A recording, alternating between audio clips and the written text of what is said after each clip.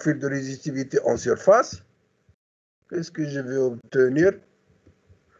Donc, si je vais reprendre avec la même chose, là, je vais investiguer un volume donné, là, je vais investiguer un volume donné, là, je vais investiguer un volume donné. Donc, si je fais un profil de résistivité apparente ici, grossièrement, je vais avoir des valeurs qui vont faire quelque chose comme ça. Il n'y a rien qui va apparaître. Il n'y a rien.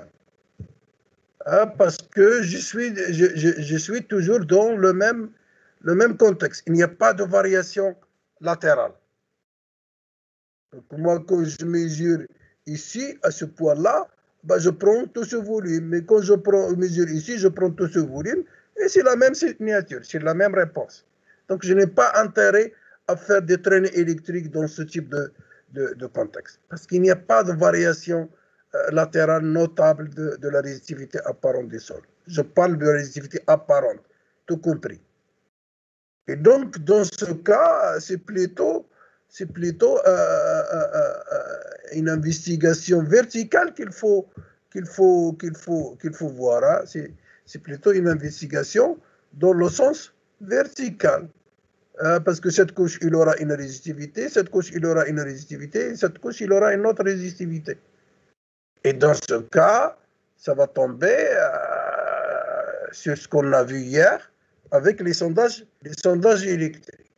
Donc ça, on va l'oublier, on va le laisser pour le prochain TP et on va revenir à notre TP d'aujourd'hui, qui va porter donc sur une étude de cas réalisée dans un contexte de socle. Effectivement, donc si j'examine le secteur étudié, je suis à la limite entre le socle et le bassin. Avant d'aller sur le site, moi aussi, je pensais que j'allais affaire à un aquifère classique. Un aquifère classique, c'est-à-dire de ce type. Regardez, pour ce type-là, c'est très facile pour forer. Je peux forer ici, je peux forer là, je vais trouver de l'eau. Je peux forer là, je peux trouver de l'eau. Je peux forer là, je peux trouver de l'eau. Je peux forer là, je peux trouver de l'eau. Parce que c'est une nappe qui est très étalée à travers tout le bassin, avec des variations sûres de la teneur en eau. Et vous aurez des zones, des forages qui sont plus productifs que d'autres, etc. Mais l'eau, elle est presque uniformément répartie de l'aquifère. Alors que ici, si je veux forer ici, c'est sec. Si je veux forer ici, c'est sec. Je peux forer juste à côté et ça peut être sec. Si j'arrête là, ça peut être sec. Il faut prolonger pour traverser la faille pour capter de l'eau. Et donc, il faut vraiment bien localiser la structure pour pouvoir réussir votre prospection ou votre recherche de nappe souterraine. Vous êtes d'accord? Et donc, c'est ce qu'on va essayer de voir aujourd'hui ensemble.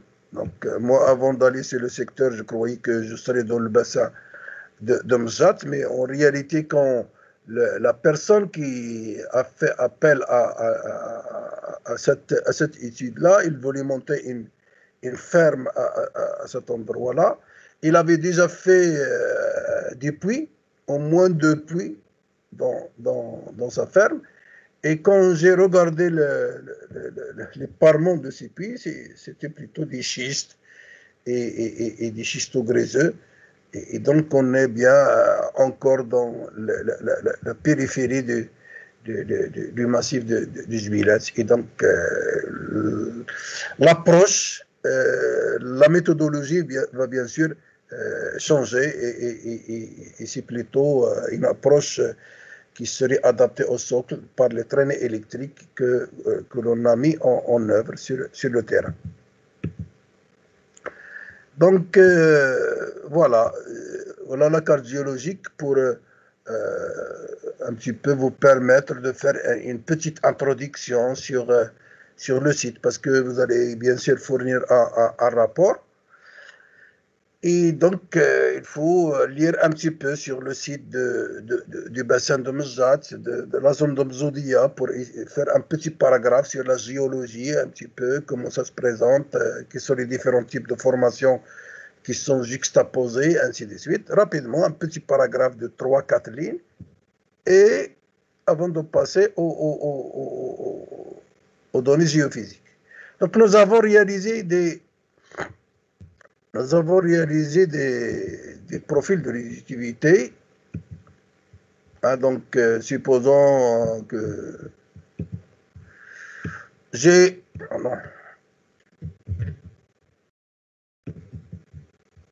Premièrement, un premier profil que j'appelle L0. L0, comme ce qu'on a vu hier, donc c'est la ligne de base. Et donc, ça dépend de l'orientation. Supposons que le nord, il est... Alors, donc, je ne sais pas. Donc, supposons que le nord, il est comme ça. Donc, si je vais mettre un autre profil de ce côté, ça va être la ligne, par exemple, je ne sais pas, la ligne, par exemple, 50 nord. 50 nord, ça veut dire que la distance entre ces deux profils, c'est 50 mètres, et cette ligne, il se situe au nord de cette ligne de base, comme ce qu'on a fait hier pour la grille de mesure. Et donc, nous avons défini la station de base. Supposons que la station de base, je vais la définir ici. Donc, je la mettrai par exemple ici. Et c'est la station 00. C'est l'origine. Donc, les autres stations seront des stations, si le nord est comme ça va être l'est. Donc, ça va être, par exemple, 20 est, 20, 40 est, et ainsi de suite. Donc, ce n'est pas la peine que je reviens sur ce qu'on a vu hier au cours, sauf s'il y a des gens qui n'ont pas encore maîtrisé ou compris comment on établit une grille de mesure sur le terrain. Donc, si je vais de ce côté, c'est le nord. Si je vais de ce côté, c'est le sud. Si je vais de ce côté, c'est l'est. Et c'est l'ouest. Et donc, en fonction des dimensions que je vais adopter, le pas d'échantillonnage, la distance entre les stations, etc., je peux nommer n'importe quelle station. Et je peux revenir une année après sur le terrain. J'ai déjà la station de base localisée, symbolisée, matérialisée, et je peux retrouver n'importe quelle mesure, n'importe quelle anomalie sur le terrain. OK? Voilà, donc moi par exemple, la ligne 0, on a réalisé 3 mesures. Pour chaque station, je prends 3 mesures. Une mesure avec une ligne d'émission AB est égale à 60. Donc, si AB est égal à 60 pour le dispositif Wiener, à quoi est égal petit a?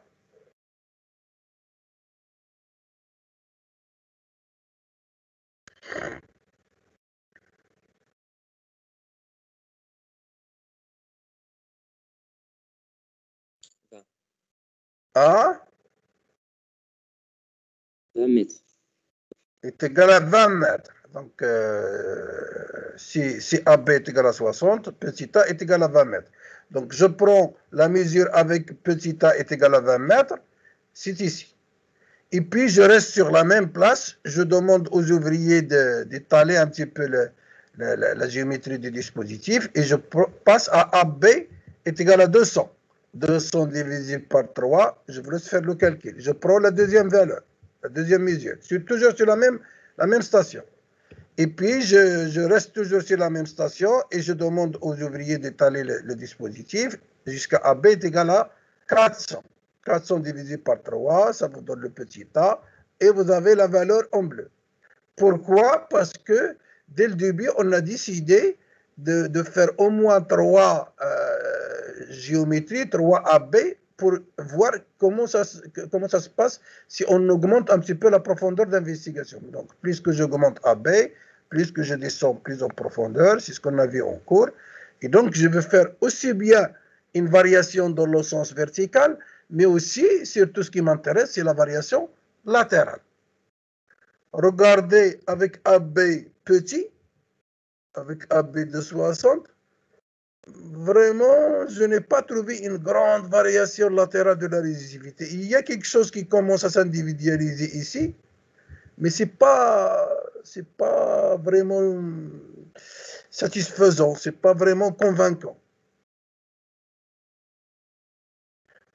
Alors que quand je suis passé à AB un peu plus grand, regardez, là il n'y a pas une grande variation, mais top, il y a une belle anomalie qui commence à apparaître.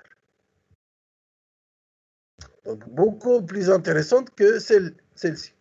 Mais fort heureusement, ils sont à la même station. Donc ça correspond à la même chose. Et puis je continue, donc je retombe sur un autre niveau. Et puis il y a une autre anomalie qui s'annonce ici. Ici, je ne la vois pas. Là, il y a également une autre chute de la résistivité apparente. Je laisse ça. Je passe à AB encore plus grand, donc une profondeur d'investigation encore plus importante. Je vois qu'il y a une certaine valeur de résistivité pour le fond. Et puis, en dessous,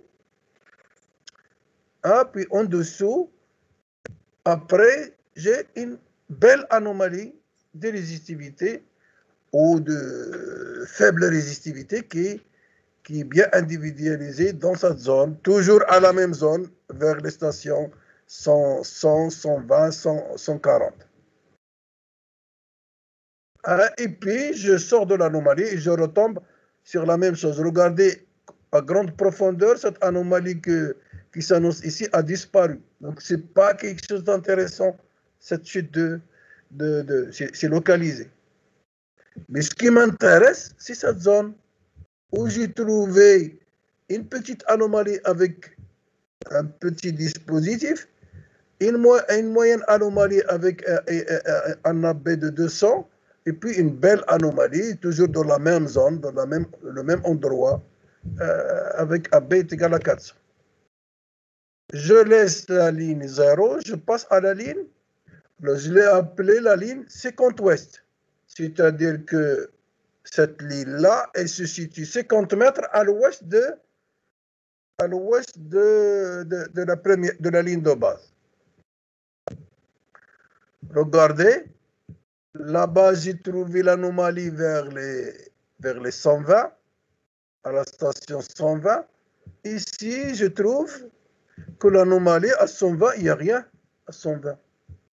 C'est plutôt vers 200 que j'ai une belle anomalie Une anomalie, quand je parle d'une anomalie de résistivité, c'est-à-dire une chute de résistivité, c'est-à-dire une anomalie de conductivité.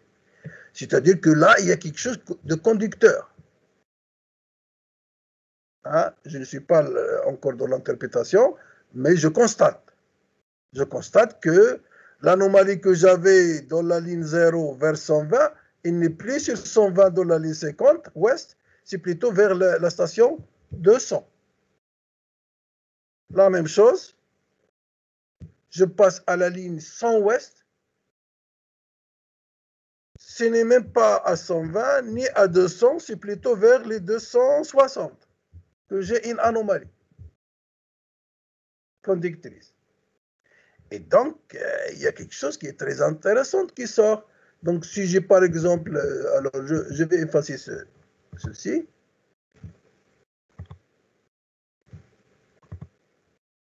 Et là, je vais l'appeler, c'est plutôt 50 ouest. Je vais ajouter une autre que je vais appeler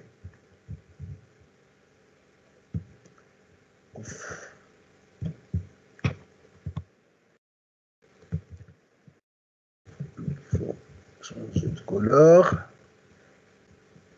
Voilà, donc là, c'est la ligne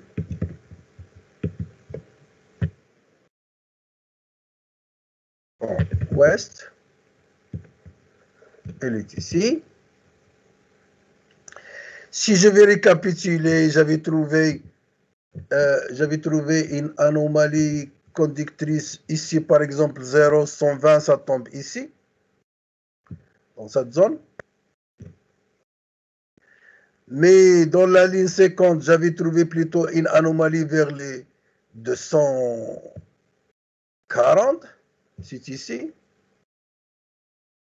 Parce que je commence toujours 0, 0 de ce côté. Et puis vers la ligne 100, j'ai trouvé plutôt une anomalie vers les 360 ou quelque chose comme ça, dans cette zone. Et donc vous voyez bien qu'il y a quelque chose qui a l'air de suivre cette direction. Ah, il y a quelque chose qui a l'air de suivre cette direction. Ah, c'est une anomalie qui est plutôt conductrice. C'est très bien, c'est favorable par rapport à ce que je suis en train de faire. Je suis en train de chercher de l'eau souterraine qui doit être donc caractérisée par une signature conductrice. Les anomalies que je trouve, ce sont des anomalies conductrices, c'est-à-dire une chute de la résistivité apparente, et que ces anomalies s'orientent en passant d'un profil à l'autre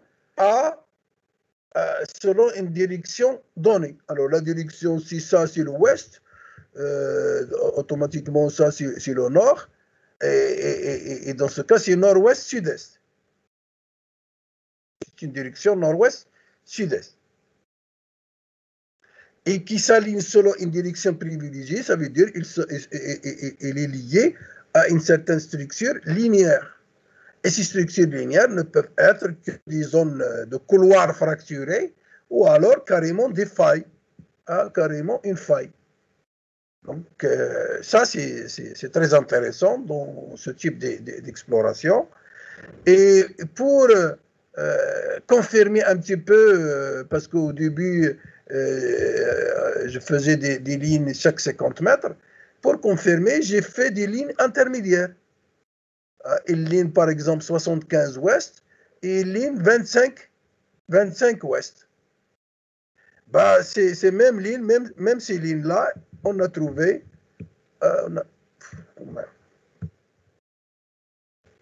même ces lignes-là, on a trouvé des anomalies. J'ai fait des petites lignes, mais ce n'est pas la peine de faire des lignes depuis le début. Ça ne sert à rien. Ce qui m'intéresse, c'est cette zone. Ben là aussi, on a trouvé que effectivement, il y a des anomalies qui sortent ici et à ce niveau-là aussi.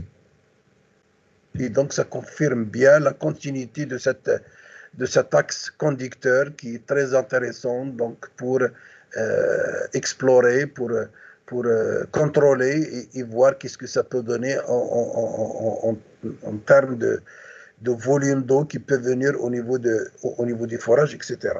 Donc c'est ce qu'on a réalisé et c'est les données sur lesquelles vous allez travailler. Donc voilà la ligne sud-ouest et vous voyez qu'on a ajouté la ligne 25 ouest. La même chose, ça donne une anomalie vers les 160.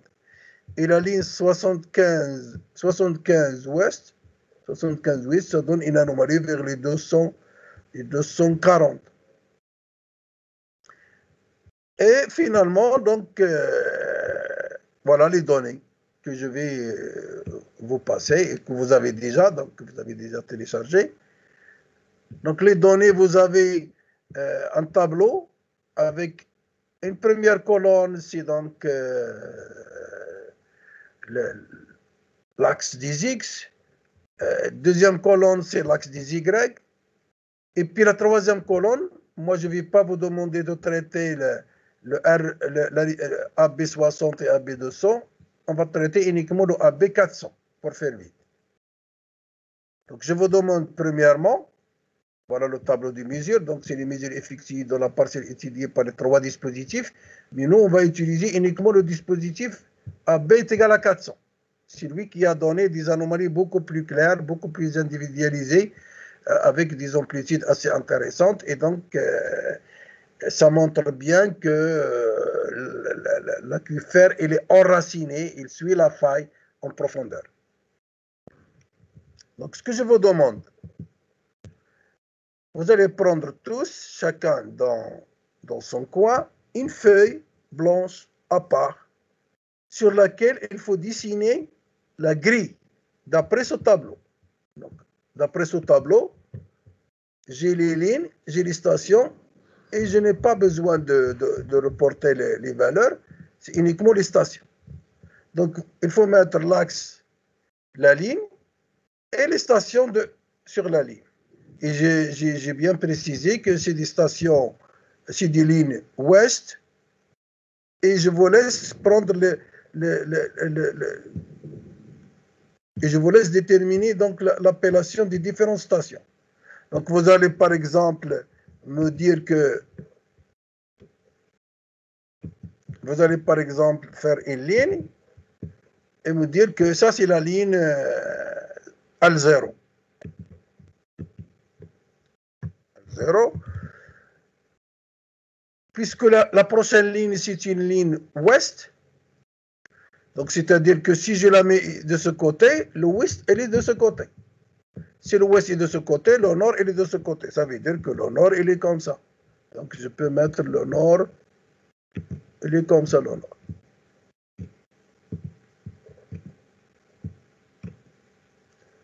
Voilà le nord. Et donc automatiquement, si je mets une ligne ici, ça va être une ligne ouest. Une autre ligne ouest. Si je mets une ligne ici, ça va être une ligne est. Et ainsi de suite. Vous avez la station de base, 0,0, ça commence dès le début. Et si je vais de ce côté, donc ça va être nord. Donc je ne sais pas le tableau, je vais avec quel pas. Je vais avec 20 mètres. 0, 20, 40, 60, etc. Donc établissez tout d'abord la grille qui correspond plutôt à ces données, à ces tableaux. Ça, c'est la première question. La deuxième question, établir la carte. Donc, pour établir la carte, vous avez déjà installé Surfer sur vos PC et il faut saisir. Donc, exprès, j'ai donné les données en PDF pour ne pas se contenter rapidement de télécharger le fichier Excel et de l'appeler par Surfer. Il faut saisir vous-même les données. Donc, il faut aller sur Surfer, créer un worksheet ou alors créer un Excel et saisir les données pour que vous compreniez un petit peu ce que vous êtes en train de faire. Donc, un new worksheet, vous pouvez l'ouvrir ici, un new worksheet. Et vous allez rentrer les données. Donc la première ligne, plutôt la première colonne, c'est les lignes. La deuxième colonne, c'est les stations. Et la troisième colonne, donc vous allez prendre le AB est égal à 400. Les autres, vous les oubliez. Et après, vous allez, bien sûr, vous allez établir votre carte. Et évidemment, vous allez grider tout d'abord. Donc, il faut appeler le fichier à l'entrée, le fichier worksheet ou le fichier Excel. Sélectionnez quelle est la colonne que vous allez grider. C'est la troisième colonne, bien sûr, c'est la colonne des résistivités. Vous allez créer un fichier GRD, c'est donc vous savez le faire. Les autres groupes l'ont fait sans problème. Et vous allez par la suite aller sur le contour map, etc. et établir votre carte de résistivité. Donc, je crois que je l'avais un petit peu fait avec les autres groupes.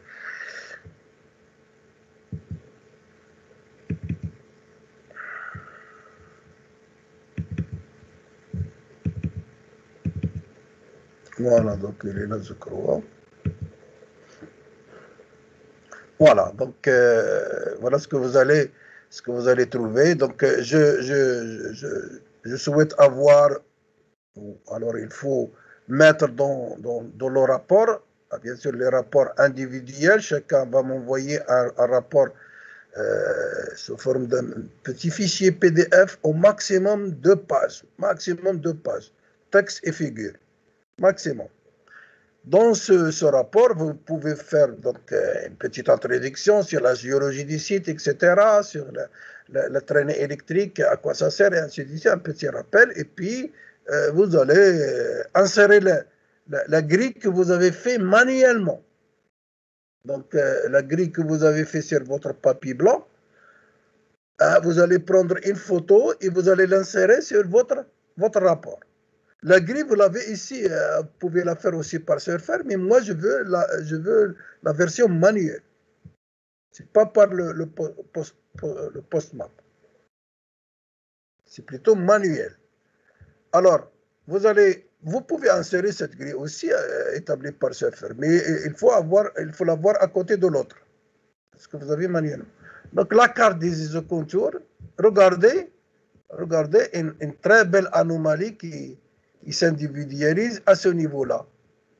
Hein, et une anomalie qui s'oriente selon un axe, je ne sais pas, donc il faut voir les lignes, ça c'est l'ouest, donc l'ouest il est de ce côté, parce que je vais de ce côté, ça c'est les lignes, les stations, donc si c'est l'ouest est comme ça, automatiquement, l'est est comme ça, et le nord il est vers le sud, et le nord il est vers le bas.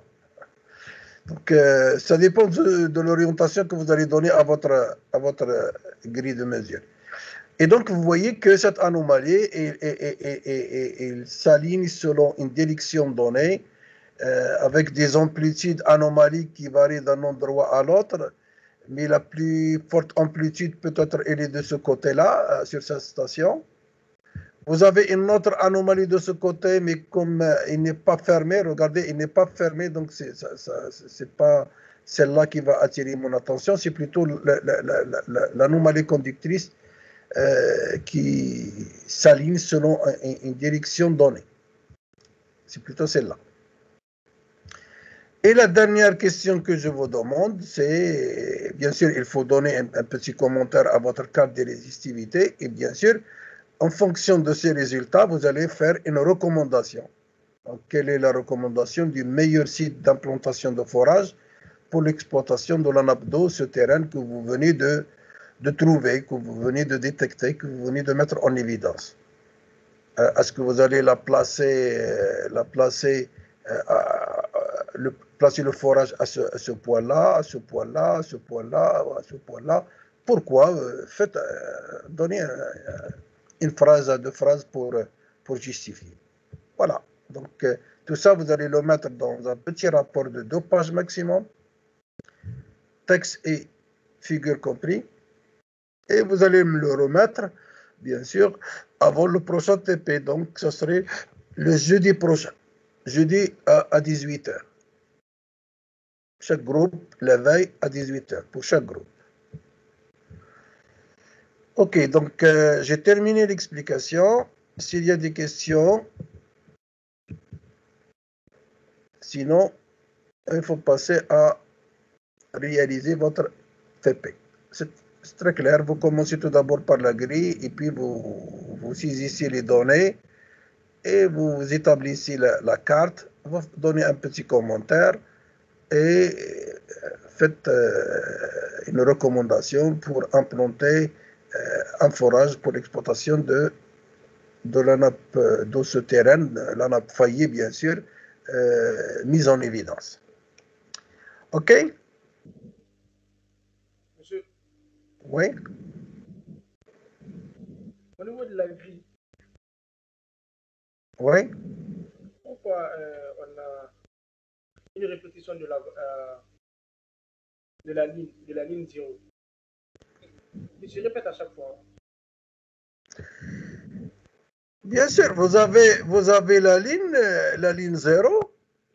J'ai la ligne 0, mais j'ai toujours 0, mais la station 0, 0, mais la station 20, 0, mais la station 40. Donc, c'est pour ça que je répète toujours la même ligne, mais c'est la station qui varie.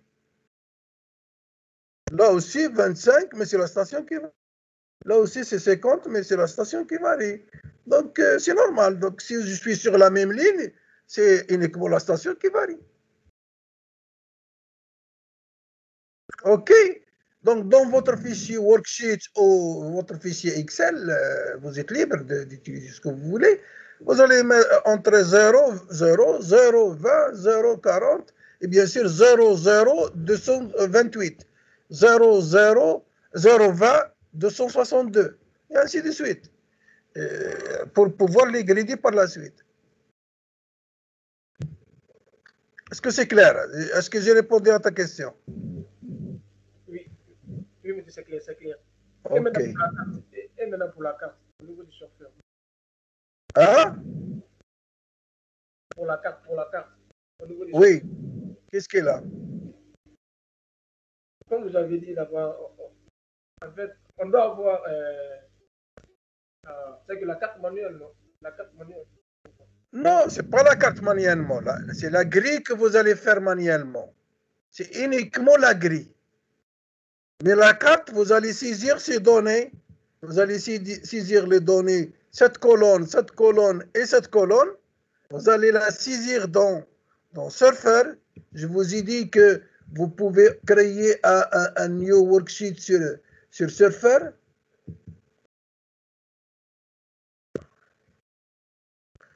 Un new worksheet sur Surfer et saisir les données que vous avez sur le PDF. Il faut les ressaisir. Pourquoi? Parce que tu vas comprendre un petit peu ce que tu es en train de faire. D'ailleurs, ça répond à ta question. Pourquoi la ligne, ça se répète?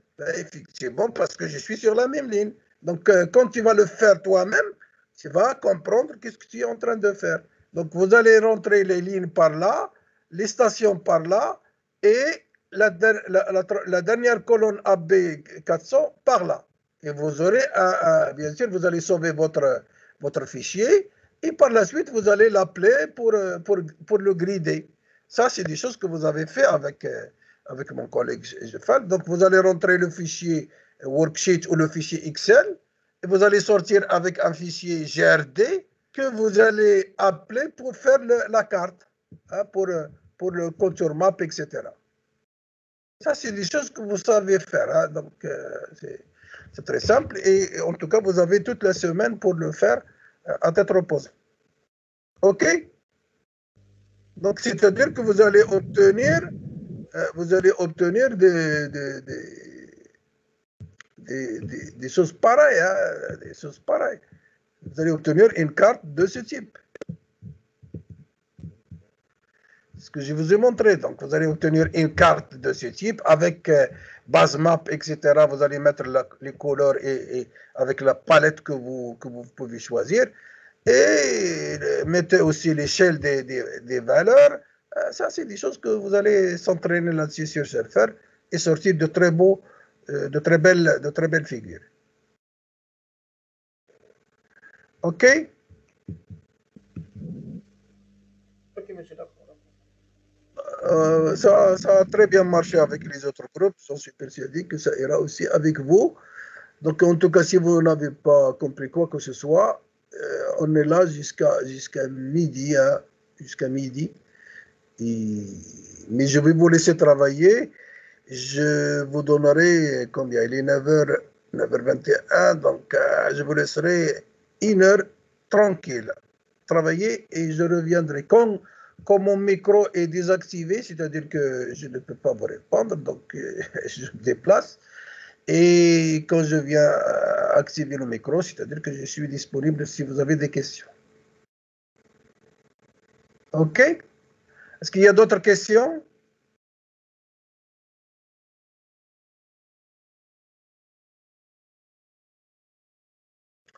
Tout est clair pour le reste?